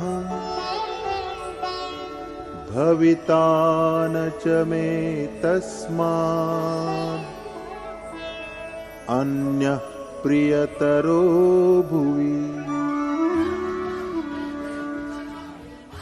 Neither is there among mankind any doer who is dearer to me than this man, nor will there be any in the world who is dearer to me than him. The man who enlightens Krishna's devotees, souls who adhere to the Lord, is the most beloved of him, because he is the only source of benediction, the only highway that leads one to God. He is the one who teaches men to go along the right path.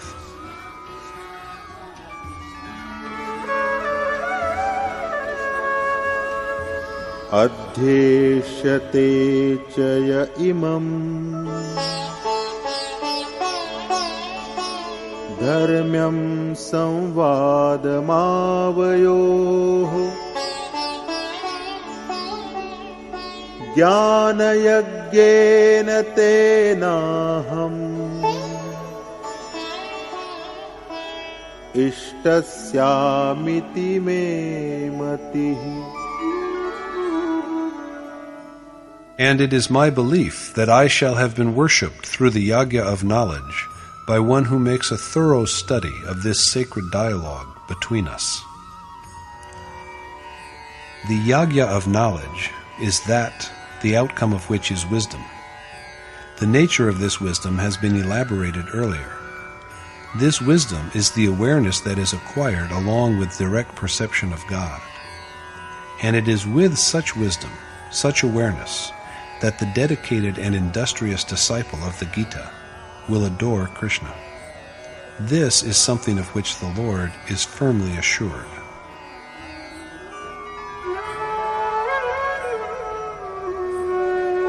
Shraddhavananasuyascha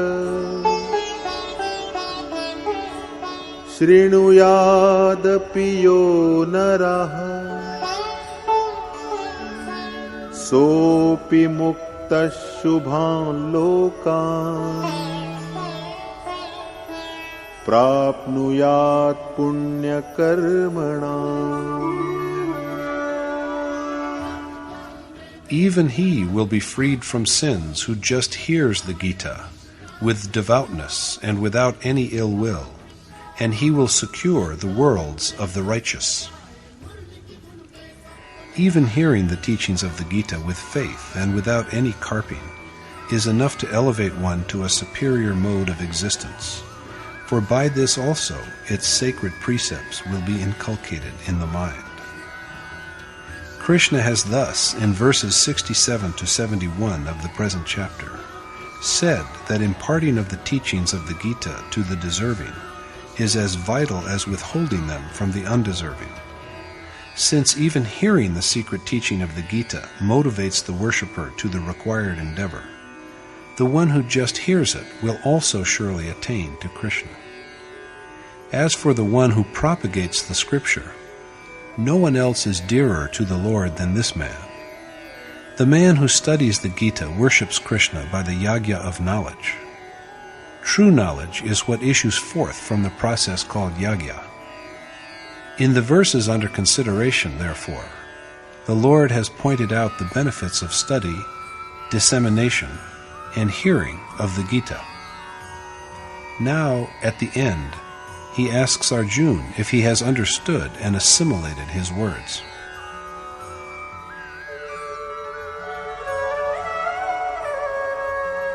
Kachide tachrutam partha tvayaiकाग्रेण चेतसा कच्चिदज्ञानसम्मोहः प्रणष्टस्ते धनञ्जय.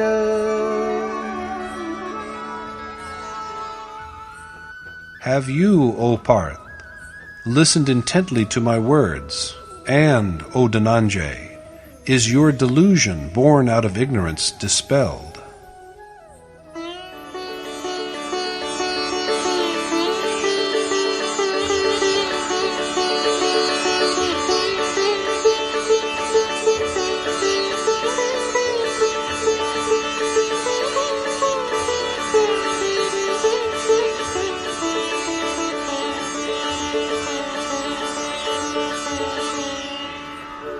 नष्टो मोह स्मृतिर्लब्धा त्वत्प्रसादान्मयाच्युत स्थितोऽस्मि गतसन्देह करिष्ये वचनं तव.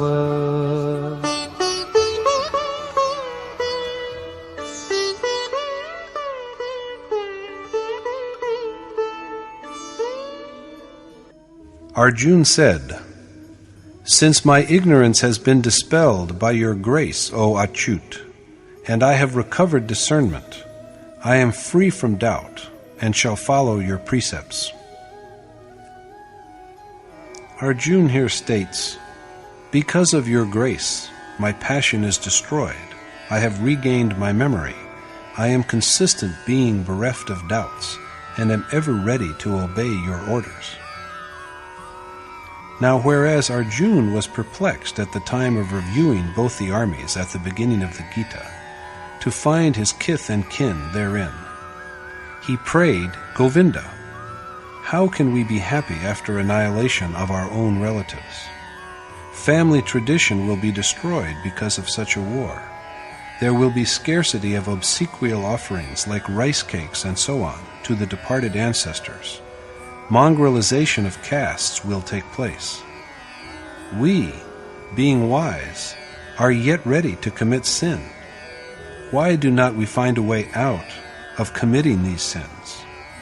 Let the armed Kaurava kill me, an unarmed man, in the war, and that death is glorious.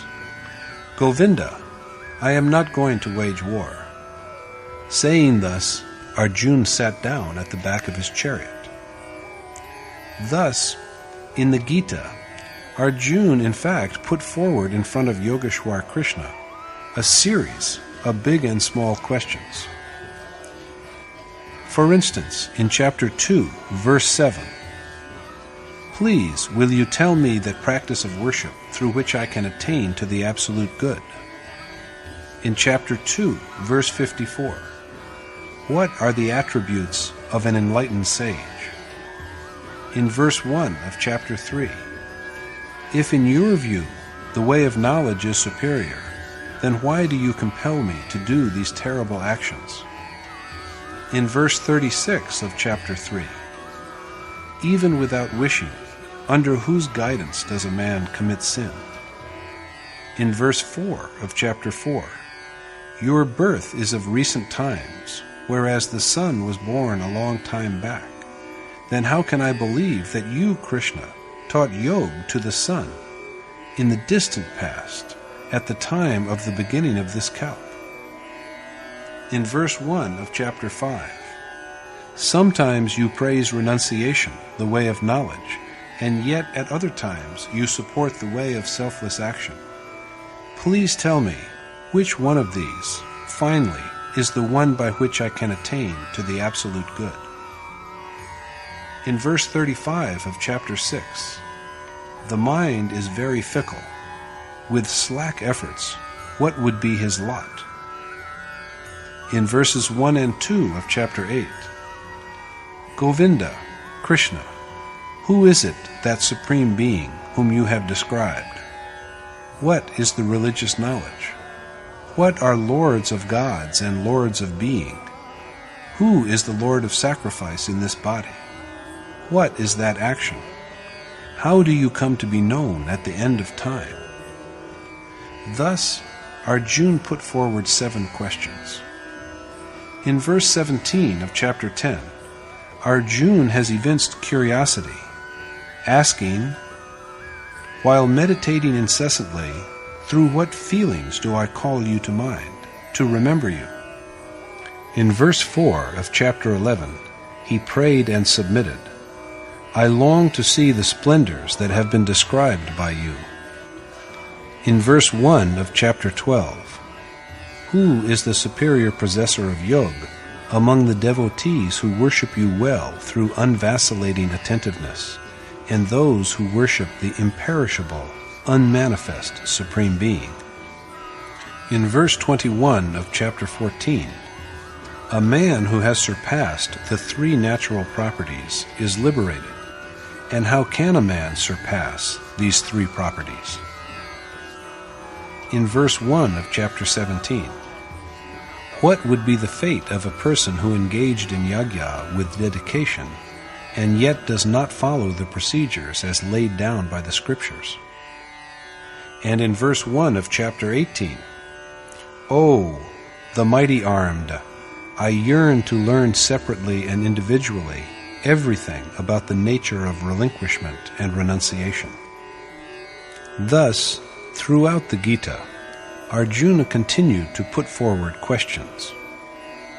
The esoteric secrets which could not be asked by him were revealed by Lord Krishna himself.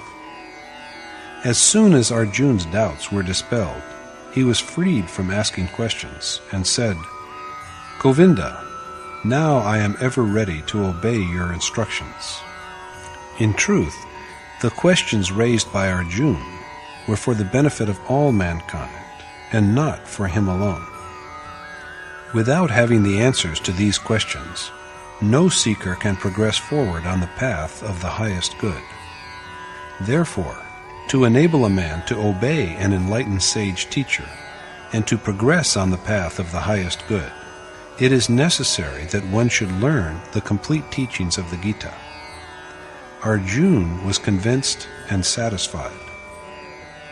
In chapter 11, after having revealed his cosmic form, Krishna said in the 54th verse, O Arjuna, a worshipper can directly know this form of mine, acquire its essence, and even become one with it by total and unswerving dedication.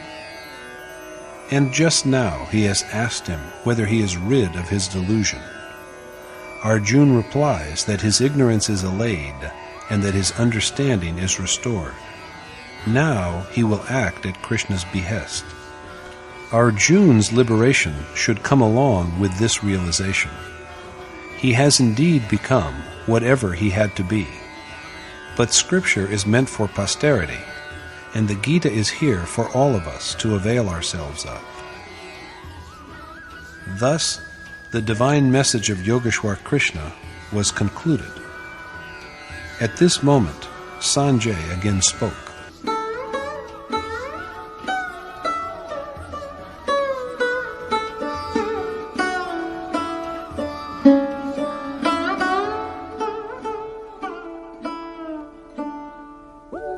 इत्यहं वासुदेवस्य पार्थस्य च महात्मनः संवादमिममश्रौषम् अद्भुतं रोमहर्षणम्.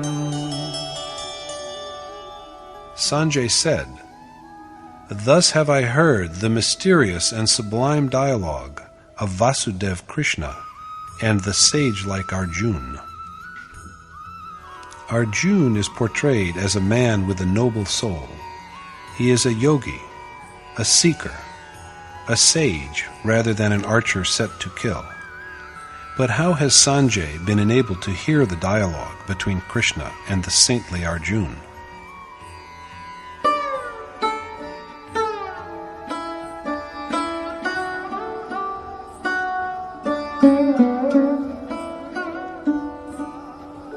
व्यासप्रसादाच्छ्रितवान् एतद्गुह्यमहं परम् योगं योगेश्वरात् कृष्णात् साक्षात् कथयतः स्वयम्.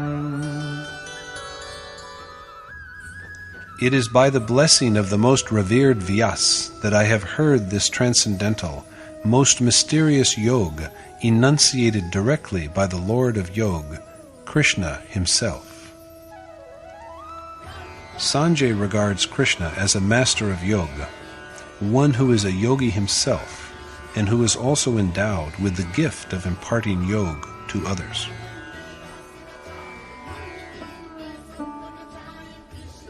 Rajan samsmritya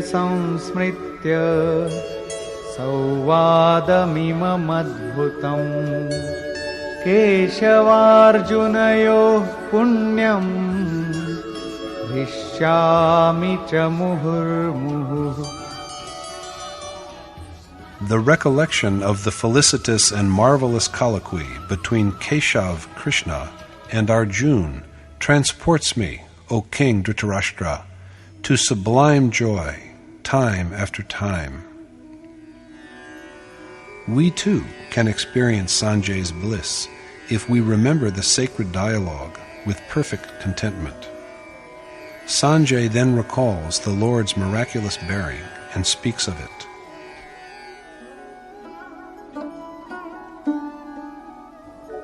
Tacca samsmritya रूपमत्यद्भुतं हरेः विस्मयो मे महान् राजन् हृष्यामि च पुनः पुनः. Recalling the amazing visage of the Lord again and again, O King, I am lost in wonder and ecstasy over and over. Sanjay's rapture can be ours also, if we incessantly keep in our minds the aspect of the cherished end. That brings us to the last verse of the Gita, in which Sanjay states his final conclusion.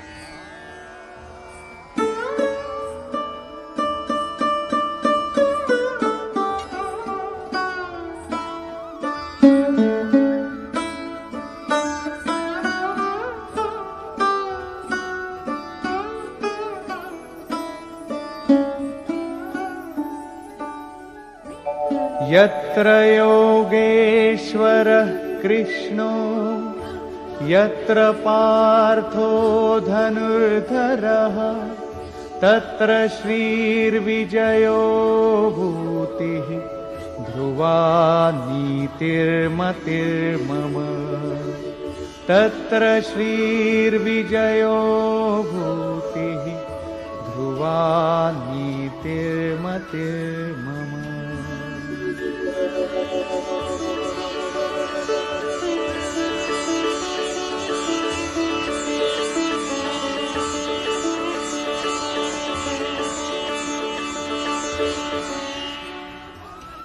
Good fortune, conquest, splendor, and steadfast wisdom abide wherever are Lord Krishna and the noble archer Arjuna. Such is my conviction. Intent contemplation and firm restraint of the senses are Arjuna's bow, the legendary Gandiv. So it is that Arjuna is a sage who meditates with equanimity.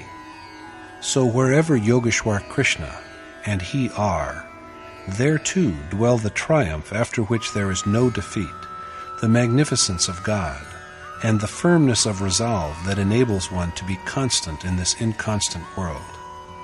Such is the well-deliberated judgment of Sanjay, of the seer who is gifted with celestial vision.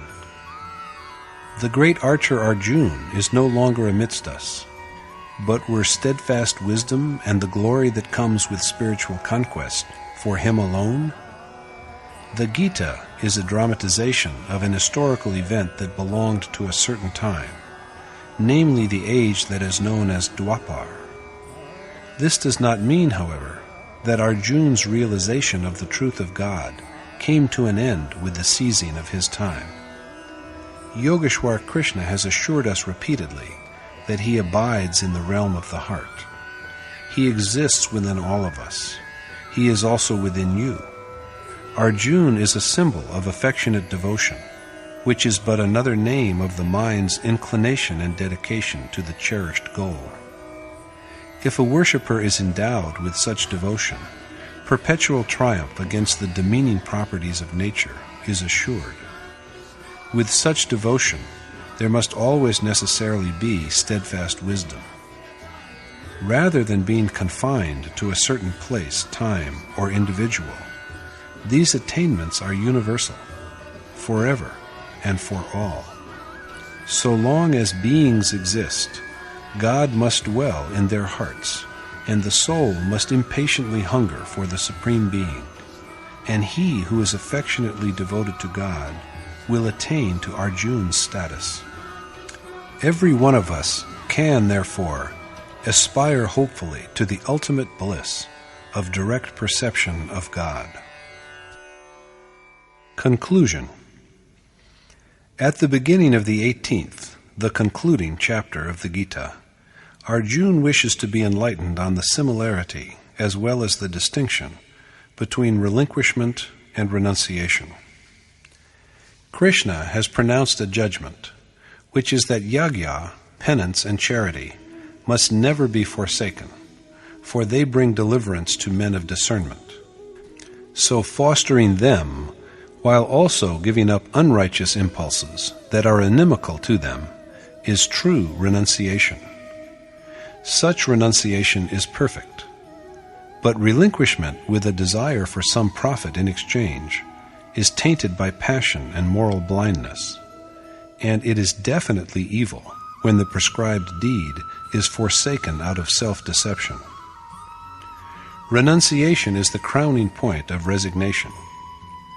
Performance of the prescribed task and the rapture that results from meditation are indeed virtuous, while sensual pleasure is an outcome of infatuation.